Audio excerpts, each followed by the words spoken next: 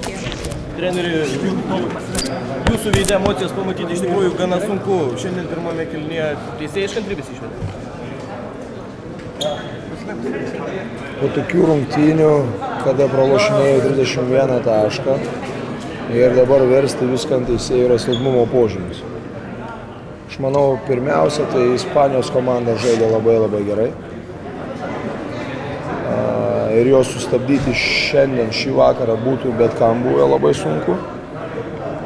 Kitas dalykas, mes patys nežaidėm maksimaliai gerai. Ir kaip aš sakiau, kad mums bus labai svarbu, kai mes žaisime puolime, tai panašiai taip ir gavosi. Mes žaidėme ne kartu, pradžioje ypač pirmą kėlinuką. Po vieną bandėm sprendti reikalus, bandėm laimėti po vieną.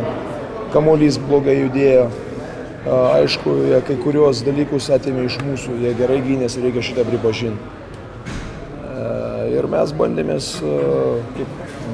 gelbėtis visai. Ir zoninė gynyba, bet pasakyti, ir ten įmetė tos tritaškius, paprasčiausiai įmetė žmonės. Kaip aš sakiau preskonferencijoje, po pirmo kėlinio buvo jų pataikymo procentas berods 67 iš 30. 10-16, jeigu aš noriu. Tai su tokiu pataikymu, žinote, Ispanijos komanda, nežinau, čia reikia labai jau idealiai žaisti. Teisėjai yra atskira kalba, aš turiu savo nuomonę, aš jam pasakiau ir galbūt reikėjo gal ir anksčiau gauti, nežinau, bet čia nebuvo esmė. Esmės reikia kitur ieškoti. Ir aš manau, kad kas buvo gerai, tai buvo gera antra pusė. Ką mes kalbėjom, mes antroji pusėje įvykdėme tą savo žaidimo planą. Mes atlošėm daug taškų ir, kaip pasakyti, jau pradėjom demonstruoti tą krepšinį, kurį mes galim žaisti. O kodėl pradžioje nesisekė? Kodėl taip pradžioje neįvyko? Nežinau, todėl, kad ispanai labai gerai žaidė. Ar Valančiūnas pateisino lūkesčius? Manau, kad jisai gerai su šiandien sužaidė. Treneriui klausimas per pertrauką nesunku buvo nuteikti, auklėtinius iš naujo susikovoja. Kaip matėte, ne.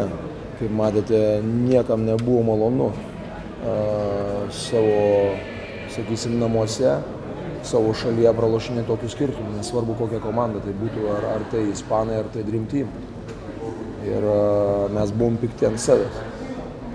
Ir aš tik tai pasakiau, ką reikia pakoreguoti, bet tą visą charakterį ir širdį parodė vyrai. Aš manau, kad tai nebuvo kažkaip tai sunku padaryti. Gal tai buvo pavyzdinės rungtynės, kaip neberungtyniauti taip ir tiesiog daug ko išmokti šiandien? Žinote, kaip mes iš kiekvieno rungtynių mokomės. Bet jūs sutikite, žaidėm ir Ispanijos komanda šiandien. Aš nežinau, reikėjo labai super žaisti.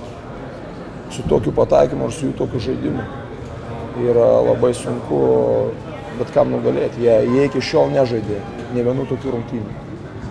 Tai su kuo jie būtų žaidę šitaip, manau, kiekviena komanda būtų turėjusi problemą.